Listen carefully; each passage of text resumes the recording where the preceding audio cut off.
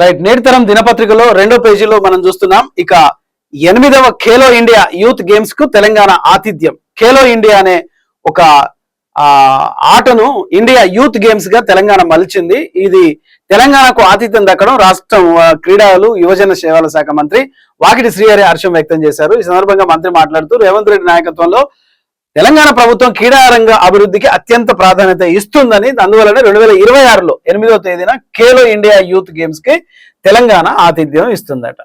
ఇక ప్రధానంగా రేవంత్ తో మలేషియా ఎంపీ శరవణ్ భేటీ అయినట్టుగా ఇక్కడ మనం చూస్తున్నాం. రాజ్యాంగం బుక్ బహుమతిగా ఇస్తున్నారు. సో ఎన్సీఆర్హెచ్ఆర్డి బోధి పెల్వియన్ ముఖ్యమంత్రి రేవంత్ రెడ్డిని మలేషియా పార్లమెంట్ సభ్యుడు డాక్టర్ ఎం శరవణ్ మర్యాదపూర్వకంగా కలిశారు. గ్రీన్ గ్రోత్ ఎకనామిక్ సమ్మిట్ లో 2026లో పాల్గొనడానికి హైదరాబాద్ కు వచ్చిన శరవణ్ సీఎం తో భేటీ అయ్యారు. సీఎం కలిసిన వారిలో గ్రీన్ గ్రోత్ ఎకనామిక్ సమ్మిట్ 26 కు మరికొందరు అంతర్జాతీయ ప్రతినిధులు కూడా ఉన్నారట. ఇక ప్రధానంగా తాడిచెర్ల 2 కేటాయింపులపై తప్పుడు ప్రకటన. కేంద్ర మంత్రి కిషన్ రెడ్డి తప్పుదో పట్టించే ప్రయత్నం. 2013లోనే సింగరేణి అధికారికంగా కేటాయింపు. మీడియా సమావేశంలో మండిపడ్డ డిప్యూటీ సీఎం బట్టి విక్రమార్క కూడా ఇక్కడ తాడిచెర్ల కేటాయింపుపై తప్పుడు ప్రకటనలు చేశారని కిషన్ రెడ్డి దీన్ని తప్పుదో పట్టించే విధంగా చేస్తున్నారని చెప్పారు. 2013 సెప్టెంబర్ 16న కోల్ బ్లాక్ ఆనాటి యూపీఏ ప్రభుత్వం సింగరేణి కేటాయించిందని గుర్తు చేశారు. ఇప్పుడు కొత్తగా కోల్ బ్లాక్ కేటాయించినట్టు చెప్పడం ఏంటని ప్రశ్నించారు. రైట్. ఇక గోద్రేజ్ ఆధ్వర్యంలో సమీకృత ఆయిల్ ఫామ్ కాంప్లెక్స్ ఖమ్మం జిల్లాలో ఏర్పాటుపై సీఎంతో చర్చలు. రేవంత్ తో భేటీ అయిన గోద్రేజ్ ప్రతినిధులు. గోద్రేజ్ కంపెనీ మహాపాతది కదా, మనం పుట్టక ముందు నుంచి కూడా గోద్రేజ్ కంపెనీ ఉంది. అలాంటి గోద్రేజ్ కంపెనీ ప్రతినిధులతో ఖమ్మం జిల్లాలో ఒక గోద్రేజ్ ఆధ్వర్యంలో సమీకృత ఆయిల్ ఫామ్ అనేది ఒకటి ఏర్పాటు చేశారట. ఇక ఎన్నికలు ఎప్పుడైనా వార్ వన్ సైడే అంటున్నారు. ఇప్పటికే బీఆర్ఎస్ కు ప్రజలు బుద్ధి చెప్పారు. పేద సొంతింటి కలను ప్రజా ప్రభుత్వం సాకారం చేస్తుంది. జూరాల, నెట్టెంపాడు, పంపు భూ నిర్వాసితులకు ఇందిరమ్మ ఇండ్లు. జోగులాంబ జిల్లాలో మంత్రి పొంగులేటి శ్రీనివాసరెడ్డి ఇక కేల్ ఖతం అయిపోయింది, వార్ వన్ సైడే అన్నట్టుగా. ఎందుకంటే పేదలకు డబుల్ బెడ్రూమ్లు అని చెప్పేసి వాళ్ళ కార్యకర్తలకు ఇచ్చుకున్న కేసీఆర్ ప్రభుత్వం రేవంత్ రెడ్డి ప్రజాపాలనలో ఇందిరమ్మ ఇండ్లని ప్రతి పేదవాళ్ళకి ఇస్తున్నారని ఇక్కడ మంత్రి పొంగులేటి శ్రీనివాసరెడ్డి చెప్తున్నాడు. ఇక ఇంకేనాళ్ళు కాళేశ్వరంపై కట్టుకథలు అల్లుతారు అంటూ కాంగ్రెస్ ప్రభుత్వం మీద కేటీఆర్ ఒక ఆరోపణలు చేస్తున్నాడు. నీళ్లు లేక రైతులు అవస్థలు పడుతుంటే చోద్యం చూస్తున్నారా? గోదావరి నీళ్లు ఎత్తిపోయడమే శరణ్యం. బీఆర్ఎస్ వర్కింగ్ ప్రెసిడెంట్ కేటీఆర్ అయితే తమాషా చూస్తున్నట్లుంది అని మండిపడుతున్నారు. కేసీఆర్ మీద కక్షతోనే రైతన్నలకు శిక్ష వేయడం ఇది మంచి పద్ధతి కాదని నిలదీశారు. ఎల్నినో పడగ విప్పుతుంటే ముప్పు ముంచుకొస్తుంటే ఇంకా రాక్షస రాజకీయాలు క్రీడలు ఏంటని గట్టిగా కాళేశ్వరంపై ఎన్నాళ్ళు ఇంకా కట్టుకథలు అంటారంటూ కేటీఆర్ ప్రభుత్వంపై సంధిస్తున్నారు. ఇక నిన్న మనం చూసుకున్నాం, కొండ సురేఖ నా ప్రమేయం లేకుండానే కడియం శ్రీహరి ఆయన ఇష్టం వచ్చినట్టుగా చేస్తున్నాడని మండిపడ్డట్టుగా చూస్తున్నాం. ఈ రోజు దేవాదాయ శాఖపై నేనెందుకు సమీక్ష, నా అధికారాలు ఏంటో నాకు తెలియదా? కొండ సురేఖ వ్యవహారంపై కడియం శ్రీహరి మండిపడ్డారు. తాను ఎక్కడ దేవాదాయ శాఖ అధికారులతో సమీక్షలు చేయడం కానీ, మంత్రి కొండా సురేఖ వ్యవహారాల్లో జోక్యం చేసుకోవడం కానీ చేయలేదని స్టేషన్ గణపూర్ ఎమ్మెల్యే కడియం శ్రీహరి స్పష్టం చేశారు. మంత్రి మాత్రం సమీక్షలు ఎలా నిర్వహిస్తారన్న దాని మీద కౌంటర్ ఇచ్చినట్టుగా ఇక్కడ చూస్తున్నాం. ఇక గురుకులాల విద్యాల ఆరోగ్యం భద్రతపై అప్రమత్తంగా ఉండాలంటూ వర్షాకాల నేపథ్యంలో ప్రత్యేక చర్యలు, పారదర్శక అడ్మిషన్ల ప్రక్రియ నిర్వహించాలి, నాణ్యమైన బోధనకు పటిష్టమైన చర్యలు చేపట్టాలి. సంక్షేమ శాఖ మంత్రి అడ్డూరి లక్ష్మణ్ అయితే తెలంగాణ సాంఘిక గిరిజన సంక్షేమ గురుకులాల విద్యా వ్యవస్థలో ఆరోగ్యం, పరిశుభ్రత, పిల్లల యొక్క ఆరోగ్యాన్ని పరిశుభ్రంగా ఉంచాలని అధికారులను అయితే ఇక్కడ చూశారు. ఇక ఆర్థిక ఇబ్బందులున్న అభివృద్ధులు ముందడుగు అంటున్నారు మంత్రి పొన్నం ప్రభాకర్. 12 కోట్లతో నాగర్ కర్నూలు నూతన బస్ స్టేషన్ శంకుస్థాపన. నాగర్ కర్నూలు వనపర్తి మధ్య ఆర్టీసీ బస్సులు సర్వీసులు ప్రారంభం. ఆర్టీసీ నష్టాల నుంచి లాభాల్లోకి తీసుకొచ్చాం.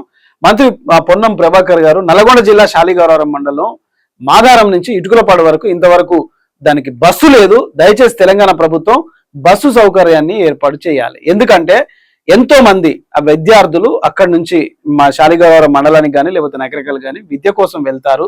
అనేక 2.5 కిలోమీటర్లు ఉన్న ఈ గ్రామానికి, ఇటుకుల పహాడ్ అనే గ్రామానికి పూర్తిగా బస్సు, ఒకప్పుడు 8 బస్సులు వచ్చాయి, ఇప్పుడు ఒక్క బస్సు కూడా రావట్లేదు. అది మరి తుంగతుర్తి ఎమ్మెల్యే మందుల సామేలన్న దీన్ని దృష్టిలో పెట్టుకోవాలి. గతంలో గాదర్ కిషోర్ ఉన్న పెద్ద పొడిచింది ఏం లేదు, చేసింది ఏం లేదు. ఇప్పుడు కాంగ్రెస్ ఎమ్మెల్యే మందుల సామేలు కూడా కనీసం ఆ ఊరికి బస్సు వేయాలన్నా కూడా ఆలోచన రావట్లేదు. ఇది దయచేసి పెద్దలు అర్థం చేసుకోవాలా, ఊరికి బస్సులు వేయాలి. ఎందుకంటే బస్సు అనేది ఇక్కడ ఈ మంత్రి గారు ఇక్కడ ఒక ఆర్థిక ఇబ్బందులున్న 12 కోట్లతో తెచ్చారు కదా, ఒక బస్సు వేయండి నల్గొండ జిల్లా శాలిగౌరవ మండలం, ఒక బస్సు వేయండి అని చెప్పి ప్రాధేయపడుతున్నారు ఇటుకలపాడికి. ఇక చంద్రబాబు కోసమే గోదావరి నీళ్లు వదిలేస్తున్నారు, చెరువులు ఎండిపోతున్న నీళ్లు, దేవాదుల ప్రాజెక్టు నుంచి నీళ్లు కూడా ఎత్తిపోయారా, తుమ్మిడిహట్టి వద్ద అనుమతులు అంటే ఆనాడే ఎందుకు కట్టలేదు, క్రిమినల్ నెగ్లిజెన్స్ పాల్పడిన మిమ్మల్ని ఉరి తీసిన పాపం లేదు, మీడియా సమావేశంలో ఫైర్ అయిన మాజీ మంత్రి హరీష్ రావు నీటి జలవనరుల శాఖ మంత్రిగా పనిచేశారు కాబట్టి ఈయన కేవలం సీఎం రేవంత్ రెడ్డి చంద్రబాబు శిష్యుడే కాబట్టి చంద్రబాబు మెప్పు పొందడానికే నీళ్లు వదులుతలేడు అనే విషయం మీద గోదావరిలో నీళ్లున్నా ఎందుకు ఎత్తిపోవడం లేదని ఇట్లా ఫైర్ అయ్యాడు. తెలంగాణ భవన్లో ఏర్పాటు చేసిన మీడియా సమావేశంలో ఆయన మాట్లాడాడు. 2వ పేజీలో ఉన్నది, మనం చూద్దాం. చంద్రబాబు కోసమే గోదావరి నీళ్లు వదిలేస్తున్నారు. దాదాపు చూడండి, కాళేశ్వరం కింద ప్రాజెక్టులో నీళ్లు నింపి రైతులకు ఇవ్వాలని ఎందుకు అనుకోవడం లేదన్నారు. ఈ రోజు కూడా సమ్మక్క సాగర్ బ్యారేజ్ లో 1,08,000 క్యూసెక్ల వరద ప్రవాహం ఉంది. అయితే దేవాదుల ప్రాజెక్టులకు అన్ని ఫేజులు కలిపి ఒక్కో రోజులో 2,545 క్యూసెక్ల నీటిని ఎత్తిపోయవచ్చు అన్నారు. సాధారణంగా దేవాదాయ మోటార్లు 71 మీటర్ల నీళ్లు ఉంటే పనిచేస్తాయి, కానీ ఇప్పుడు 75 మీటర్ల వరకు నీళ్లు ఉన్నాయి. మరి ఎందుకు ఎత్తిపోస్తలేరు అనేది ఇక్కడ ప్రధానంగా ప్రతిపక్షం అధికార పక్షాన్ని అడుగుతున్న సమాధానం. కానీ అధికార పక్షం సమాధానం ఇస్తున్నవేంది, సీఎం రేవంత్ రెడ్డి ఒక మాట, ఉత్తమ్ కుమార్ రెడ్డి ఒక మాట మాట్లాడుతున్నాడు. ఇది వాళ్ళ మధ్యనే సమన్వయం లేదు, తెలంగాణ రైతాంగాన్ని నిండా ముంచేస్తున్నట్టుగా కనిపిస్తోంది. ఇక వరంగల్ జిల్లాలో దాదాపు 80% చెరువులు ఎండిపోయి ఉన్నాయన్నారు. మేడిగడ దగ్గర బ్యారేజ్ కట్టొద్దని నిపుణులు ఎక్కడా చెప్పలేదని, మేడిగడ దగ్గర బ్యారేజ్ నిర్మించేందుకు అనుకూలంగానే ఉందని రిటైర్డ్ ఇంజనీర్ల కమిటీ నివేదిక ఇచ్చిందని హరీష్ రావు అనేక విషయాలు కూడా ప్రస్తావనలోకి తీసుకొచ్చాడు. ఇక ఇంకెన్నాళ్ళు కాళేశ్వరంపై కట్టుకథలంటూ కేటీఆర్ దేవాదాయ శాఖపై నేనెందుకు సమీక్షిస్తా అనేది కొండ సురేఖ అండ్ కడియం శ్రీహరి వాళ్ళ గొడవ. ఇదొకటి. గోద్రేజ్ ఆధ్వర్యంలో సమీకృత ఆయిల్ ఫామ్ అనేది మనం చూస్తున్నాం. ఇక తాడిచెర్ల 2 కేటాయింపుపై తప్పుడు ప్రకటన అంటూ మనం ఒకటి చూస్తున్నాం. ఎందుకంటే అదేదో బీజేపీ ప్రభుత్వమే సింగరేణిలో phase 2 ఇచ్చిందని, కోల్డ్ బెల్ట్ ఇచ్చిందని చెప్పుకోవడం కాదు, అది గతంలోనే యూపీఏ ప్రభుత్వం ఉన్నప్పుడే ఇచ్చిందని డిప్యూటీ సీఎం మాట్లాడుతున్న మాటలు. ఇక గురుకుల విద్యల ఆరోగ్యం భద్రతపై అప్రమత్తంగా ఉండాలని తెలంగాణ సాంఘిక సంక్షేమ గురుకులాల్లో విద్యార్థులకు అవసరమైన ఆహారము, బట్టలు కానీ, పుస్తకాలు కానీ, వాళ్ళ ఆరోగ్యం కానీ, వాళ్ళ కనీస మౌలిక వసతులు విధులను కరెక్ట్ గా ఉండాలని అధికారులను అయితే చేస్తున్నారు. ఇక వార్ వన్ సైడ్ ఎప్పుడైనా మాదే విజయం అంటూ పొంగులేటి శ్రీనివాసరెడ్డి మాట చూస్తున్నాం. 10 రూపాయల నాణ్యాలతో బైకుల కొనుగోలు. ఇదేంది 10 రూపాయల నాణ్యాలతో బైక్ కొనుగోలు అట. కొంతమంది తాము చేసే పని వినూత్నంగా ఉండాలని భావిస్తారు. అలా చేయడంలో సోషల్ మీడియాలో వైరల్ అవుతుంటాయి. తాజాగా బైక్ కొనుగోలు చేయడానికి ఎంచుకున్న మార్గంలో ఓ వ్యక్తి మీడియాలో వైరల్ అవుతున్నాడు. నల్గొండ జిల్లా చిట్యాల మండలం వెలిమినేడు గ్రామానికి చెందిన కొండే రఘుపతి బైక్ కొనుగోలు చేశారు. అందుకు అవసరమైన 1.10 లక్షల మొత్తాన్ని 10 రూపాయల నాణ్యం రూపంలో చెల్లించారు. ఈ బైక్ కొనడం కోసం చాలా కాలంగా ఆయన 10 నాణాలను పొదుపు చేస్తూ దాచిన నగదును కవర్లలో, అంటే 1,10,00,000 మొత్తం 10 రూపాయల కాయిన్సే దాచిపెట్టిండట. నిజంగా ఆ పొదుపుకు సలాం. ఆర్థిక ఇబ్బందులున్న అభివృద్ధిలో ముందడుగు. ఆ అభివృద్ధి ఏందో ఇక కాంగ్రెస్ పార్టీ చేస్తుందంటే, కాంగ్రెస్ పార్టీలో చేయాలంటే మొట్టమొదలు మా ఊరికి ఒక బస్సు సౌకర్యాన్ని ప్రాధాయపడుతున్నా. ఇది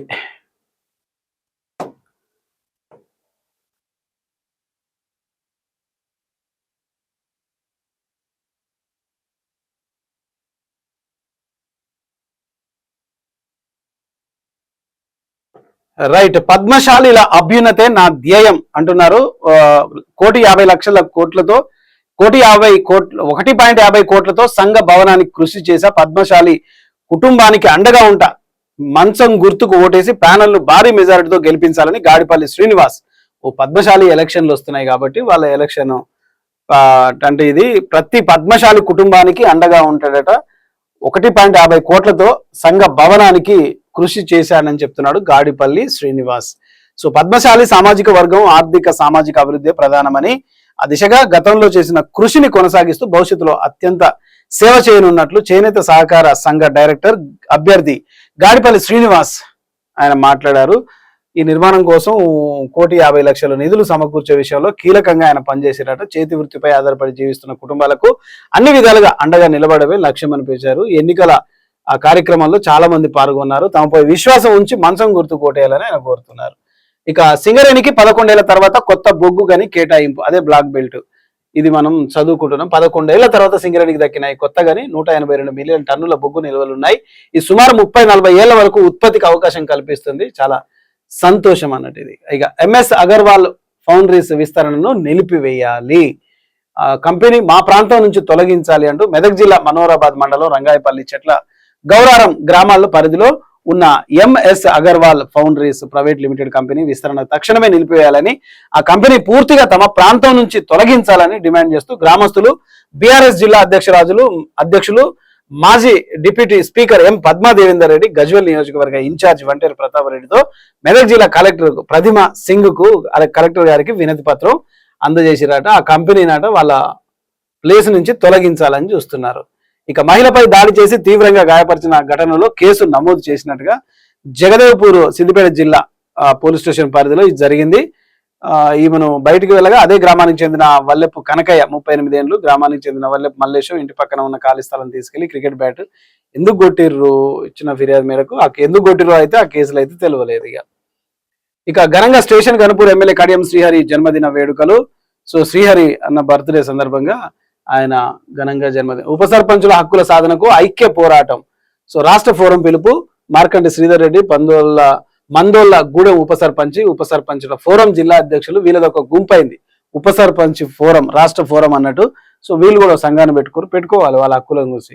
ఇక లారీపై నుంచి పడి వ్యక్తి మృతి, కుకునూరుపల్లి హమాలి పని చేసుకుంటూ బతికేట ఆయన లారీ నుంచి కింద పడి చనిపోయిండట.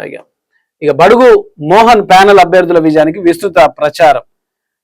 సంస్థ నారాయణపురం ఇది చేనేత సహకార సంఘం ఎన్నికలు జరుగుతున్న నేపథ్యంలో ఒక్కొక్కరు ఒక్కొక్క విధంగా ప్యానెల్ గెలవాలని కోరుకుంటున్నారు. ఇది చౌటుప్పల్ పురపాలక వైస్ చైర్మన్ గోషిక వినయ్ విస్తృతంగా ఎన్నికల ప్రచారం నిర్వహిస్తున్నారు. ఈ సందర్భంగా వీళ్ళ కాలనీలు వీధులు చేనేత కార్మికులు నేరుగా కలిసి మోహన్ పాలన అంటే బడుగు మోహన్ ప్యానెల్ సభ్యులకు మద్దతు ఇవ్వాలని ఆయన ప్రచారం చేసుకుంటున్నాడు. ఇక వెంకటాపూర్ బీజీలో గ్రామీణ మహిళలకు కుటుంబిషన్ల శిక్షణ తరగతులు ప్రారంభిస్తున్నారు. జగదేవ్పూర్ మండల వెంకటాపూర్ బీజీ గ్రామ పంచాయతీలో గ్రామీణ అభివృద్ధి సంస్థ డిఆర్డిఏ ఆర్ఎస్ఈటిఐ యూనియన్ బ్యాంకు వారి స్వచ్ఛంద సంస్థ సంయుక్త ఆధ్వర్యంలో గ్రామీణ మహిళలకు కుటుంబిషన్లు శిక్షణ తరగతులు ఇస్తున్నారట. ఖచ్చితంగా ఇది మంచి శుభ పరిణామం. మహిళలకు సాధికారత అంటే ఆర్థిక సాధికారత మహిళలకు ఇచ్చేలాగున వివిధ సంఘాలు అట్లా తీసుకురావాలి ప్రధానంగా.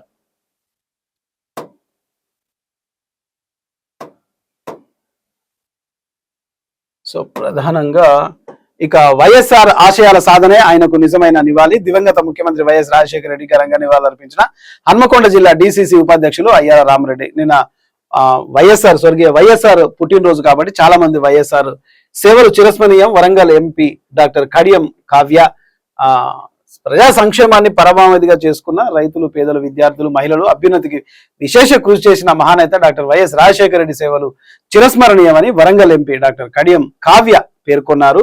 ఆయనకు ఘనంగా జన్మదిన శుభాకాంక్షలు దివంగత నేతకు అర్పించారు. ఇక శ్రీహరి జన్మదిన వేడుకల్లో కార్యాలయం సిబ్బంది జన్మదిన శుభాకాంక్షలు తెలియజేసిన కార్యాలయ అభ్యర్థులు. అలాగే ఘనంగా ఎమ్మెల్యే కడియం శ్రీహరి జన్మదిన వేడుకలు, అన్నదానం, వైఎస్ఆర్ కు నివాళులు, రైతు భరోసా నిధుల విడుదలపై హర్షం వ్యక్తం చేస్తున్నారు. రేవంత్ రెడ్డి గారికి ఇక్కడ ముఖ్యమంత్రి గారికి పాలాభిషేకం చేస్తున్నారు. అన్నదాన కార్యక్రమాలు కూడా ఇక్కడ చేశారు. దివ్యాంగ చిన్నారులతో నిరారంభంగా శ్రీహరి జన్మదిన వేడుకలు అంతా కార్యక్రమాలు చేస్తున్న శ్రీహరి ఒక సీనియర్ నాయకుడు కాబట్టి చిన్నారులతో దివ్యాంగ చిన్నారులతో ఆయన బర్త్డే వేడుకలు చాలా సంతోషం. ఘనంగా వైఎస్ రాజశేఖర రెడ్డి 77వ జయంతి వేడుకలు వరంగల్లో ఇది చేసుకున్నారు. ఎమ్మెల్సీ శ్రీ బస్వరాజు సారయ్య, రాష్ట్ర మహిళా కాంగ్రెస్ అధ్యక్షురాలు ఎర్రవెల్లి స్వర్ణ పాల్గొన్నారు. ఈ సందర్భంగా బస్వరాజు సారయ్య మాట్లాడుతూ డాక్టర్ వైఎస్ రాజశేఖర రెడ్డి పేదల సంక్షేమం కోసం నిరంతరం తాపత్రయపడ్డారని, రైతులకు ఉచిత కరెంటు, రుణమాఫీ, ఆరోగ్యశ్రీ, పేద విద్యార్థులకు ఫీజు రియంబర్స్మెంట్ లాంటి పథకాలు తీసుకొచ్చారన్నారు. నిజంగా వైఎస్ రాజశేఖర రెడ్డి గారు చేసిందైతే ఒక ఆరోగ్యశ్రీ అనే పథకాన్ని తీసుకొచ్చి ఎంతో మంది పేదలకు, బడుగు బలహీనులకు ఆరోగ్యానికి ఎమర్జెన్సీ 108 కొట్టంగానే ఆరోగ్యశ్రీ అనేది వైఎస్ గారి హయాంలోనే వచ్చింది. అది ఇక ప్రజా సమస్యల పరిష్కారానికి అధికారులను కలవడం నా హక్కు, ఎమ్మెల్యే కడియం శ్రీహరి ఇంకా ఈ వాదన పోతలేదు. సో ప్రజా సమస్యలు పరిష్కరించేలాగా ప్రజా ప్రతినిధిగా నేను ఎక్కడికైనా ఏ అధికారాన్ని కలవడం తన హక్కు అని ఆయన అంటున్నాడు. అనేక అంశాలపై దేవాదాయ శాఖ కమిషనర్, ఆలయ కమిటీల చైర్మన్తో కలిసి వినతి పత్రాలు సమర్పించిన దీనికే ఇంత పెద్ద రాద్ధాంతం చేయాలా అనేది కూడా చేస్తున్నారు. ఇంకో వార్త చూసుకుంటే డాక్టర్ను బెదిరించి 15 కోట్లు దోచుకునేందుకు కుట్ర చేసిరట. అది భగ్నం చేశారు పోలీసులు. 3 నిందితులను అరెస్ట్ చేసి మొబైల్ ఫోన్లు, బైక్ స్వాధీనం తీసుకుపోయి సెంట్రల్ జైలు ఎక్కడ అండమాన్ నికోబార్ దీవులు వేయాలి ఇలాంటి వాళ్ళని తీసుకుపోయి. ఇక ఉంచొద్దు, పెంచొద్దు కూడా వాళ్ళను. దునపోతులు మేపినట్టు మేపొద్దు. ముస్లిం మత పెద్దలతో ఎమ్మెల్యే నాయిని ఆత్మీయ సమావేశం. పశ్చిమ వరంగల్ నియోజకవర్గ పరిధిలో ముస్లిం మత పెద్దలు మసీదు కమిటీ ప్రతినిధులతో వరంగల్ పశ్చిమ ఎమ్మెల్యే నాయని రాజేందర్ రెడ్డి హన్మకొండలో హరిత కాకతీయ హోటల్లో ఆత్మీయ సమావేశాన్ని నిర్వహించారు. మత పెద్దలు అభిప్రాయాలను ఓర్పుగా ఆలకించారు. ప్రభుత్వం అమలు చేస్తున్న సంక్షేమ అభివృద్ధి కార్యక్రమాలపై ప్రతి ఒక్కరికి అర్హులైన లబ్ధిదారులను చేకూరేలా కృషి చేస్తామని ఈ విధంగా తెలిపారు. ఇది సో ప్రధానంగా ఇక ఎలుకుర్తి గ్రామంలో ఘనంగా ఎమ్మెల్యే కడియం శ్రీహరి జన్మదిన వేడుకలు చేస్తున్నట్టుగా ఇక్కడ మనం చూస్తున్నాం. ఇక సిద్ధు టెంట్ హౌస్ వద్ద SIR హెల్ప్ డెస్క్ ఏర్పాటు చేసినట్టుగా ఈ ఓటు హక్కు వినియోగించుకోవాలనే ఉద్దేశంలో ప్రతి ఒక్కరూ SIR ప్రక్రియను చేసుకోవాలి. BLOలు BLAలు చేస్తున్న వారికి సహకరించాలి. ప్రజలు తమ ఓటు ఉందో లేదో తెలుసుకోవడానికి ఇది ఒక సరైన అవకాశము. ఇక చెల్ల వెంకటేశ్వర రెడ్డి మృతికి తీరని లోటు అంటున్నాడు ఆరూరు రమేష్, మాజీ ఎమ్మెల్యే, వరంగల్ మాజీ ఎమ్మెల్యే. వర్ధనపేట నియోజకవర్గ గ్రేటర్ వరంగల్ తొలి డివిజన్ మచ్చర్ల గ్రామానికి చెందిన సీనియర్ నాయకుడు, తొలి డివిజన్ మాజీ అధ్యక్షుడు చెల్ల వెంకటేశ్వర రెడ్డి మృతి పట్ల వర్ధనపేట మాజీ ఎమ్మెల్యే ఆరూరి రమేష్ ప్రగాఢ సంతాపం వ్యక్తం చేశారు. ఇక వ్యవసాయ సాంఘిక సంక్షేమ అధికారి పోస్టులకు పదోన్నతులు కల్పించాలి. వ్యవసాయ శాఖలో అధికారులకు పోస్టింగ్లో పదోన్నతులు కల్పించాలని, SC అభివృద్ధి శాఖలో వసతి గృహ సంక్షేమ అధికారుల గ్రేడ్ 1 నుండి సహాయక సాంఘిక సంక్షేమ అధికారి పోస్టులకు పదోన్నతులు కల్పించాలని మంత్రికి వినతి పత్రాన్ని అందించారు.